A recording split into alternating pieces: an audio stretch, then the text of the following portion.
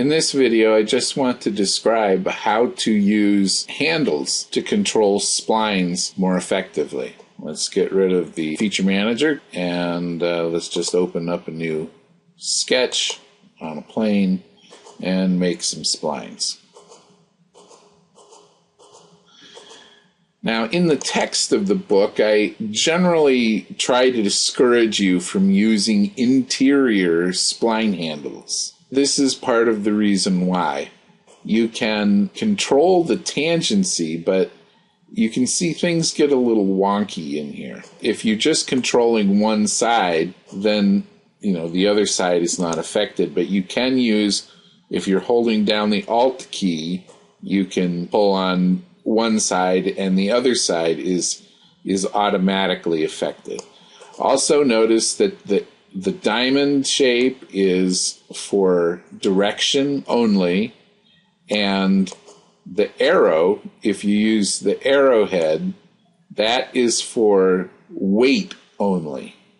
So you can control the two types of values independently. If you use the point at the end of the arrow, then you can change both. Notice when this spline turns yellow, that means that it's invalid. Solidworks is not going to allow you to make a spline that intersects itself. We've messed around with this spline a lot. There's some things we can do. We're going to have to open this up in order to do it. One thing you can do is when you select on a spline, you can just say reset all handles. Okay? And that looks like it resets the handles, but this one is still active. So what you can do is you can click on any portion of the spline handle and just hit delete on the keyboard. Let's look at another aspect of what's going on in the spline property manager here. Notice that this parameters box has a spline point number, and you can cycle through this and notice that the highlighted point is moving down the spline. Okay? And so when it's on a particular point, you can reset this handle if that's highlighted, or again, reset all handles. Also, this gets a little confusing because there are several controls that do similar functions.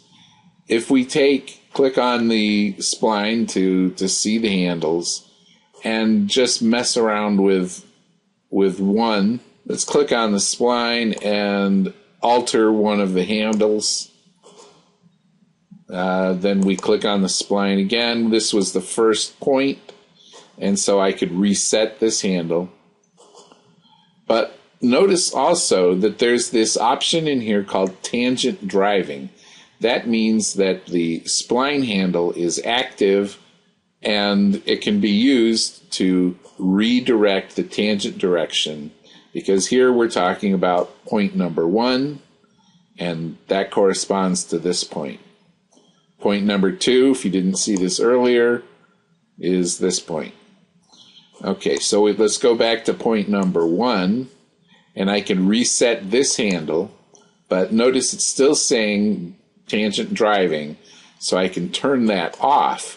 And when I do that, this spline handle goes gray like the rest of them, and after the spline is deselected, then all of the gray handles disappear.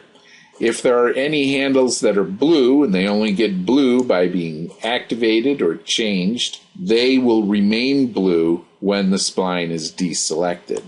And again, you can get rid of these in two ways. One way is to make sure that the correct spline point number is selected, and it is, and turn off tangent driving. Okay, so that's one way to get rid of the spline handle. The other is to just click on it and hit delete on the keyboard. Both of these methods, if I'm just going to reactivate this one, both of those methods are better than reset this handle. Reset this handle sets the handle to default values, but it does not deactivate the handle. To deactivate the handle, you have to turn off the tangent driving for that particular spline point, or select it and hit delete on the keyboard. A little more information here. If we use one of these handles, activate it, and pull down, we can use the information here to actually change the direction of the handle. So notice that as I'm scrolling, the handle is changing direction very slowly. You can also use this to change the position of a particular point. And as we mentioned before, I can change to point 2 and then change the position of this point.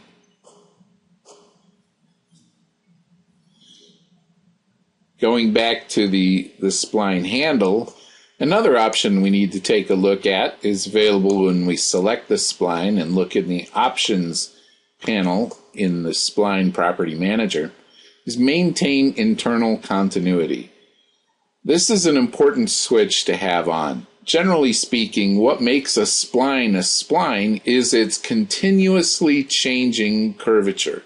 So that's best seen if we turn on the curvature comb. The length of these orange lines, or which may be yellow by default on your computer, shows the local curvature. Curvature is equal to 1 divided by the radius.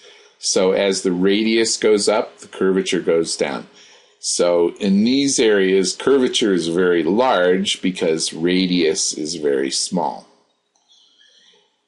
One thing to notice about the curvature comb is that it's pretty smooth, and that's one of the ways that we evaluate the quality of the spline. How smooth is the curvature comb? How smoothly does the curvature change along the spline?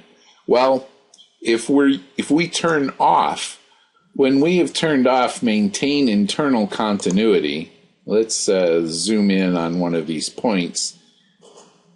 If we extend the handle in one direction and then contract it in the other, you notice that right here at this point, we're getting a large change in the curvature. That means that the continuity, the continuous nature of the curvature being smooth from one side of the point to the other, is being disrupted. And again, that's because maintain internal continuity is off. I can't imagine personally why you would want to have this turned off. So I always have this turned on, and if something goes wrong and my spline is discontinuous at a particular point, I can go back and relax the spline, reset all handles, turn off the driving tangent, or just go through and delete all of the handles that you have in your spline. There are a couple other controls that you might want to know about, and let's just go ahead and show those to you right now. Show minimum radius. This will, on your spline, it'll show you where the kink point is for this. And this is particularly helpful on sweeps. If you have a sweep that's failing, you can find out where the tight point on the spline is. And notice that as I edit the spline, that circle can move from one point to another. Okay, so that's just a diagnostic tool. It'll help you figure out where the tightest curvature is on your spline. Here's another tool that you could make use of in SolidWorks. It's called Add Curvature Control. What this does is it adds a symbol to your spline, and I'll point it here. It also adds a point to the spline, so that at this point I can specify the curvature. One way to do that is to use the Property Manager to change the numbers. And another way to do that would be to drag the handle. A larger radius means a straighter line, and a shorter radius means more curvature. This is the kind of symbol that you see at the end of a spline when you apply a curvature control. So we have an arc here. Let's give this arc a specific radius. And now let's add a C2 condition. This is the curvature control. Over here it's blue, over here it's black, because this one is fully defined. This one is not. It'll allow you to drag it. Curvature controls can be very important on a spline when you need a section of it to be a specific radius or for other applications. Let's take a look at some of the other tools in here. The inflection points is important because inflection is this little bow tie shaped pair of arrows, and it shows where the curvature goes from being in one direction. In this case, the curvature, the center of curvature is on the inside, and then it changes so the center of curvature is on the other side.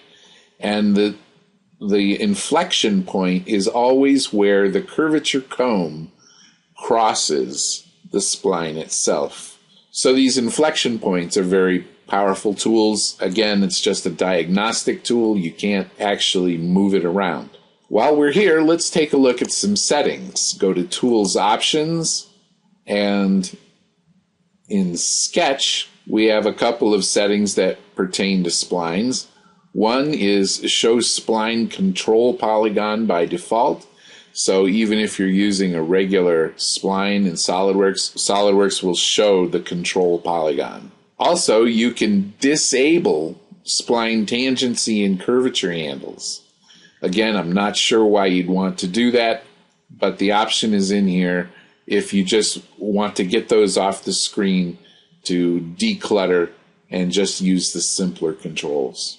And the setting that I've been using that you may be wondering about is Show Curvature Comb Bounding Curve. The bounding curve is this top curve on the curvature comb. By default, your curvature comb does not show that. I like to show it because it just adds a little bit of clarity, helps me understand how the curvature is changing.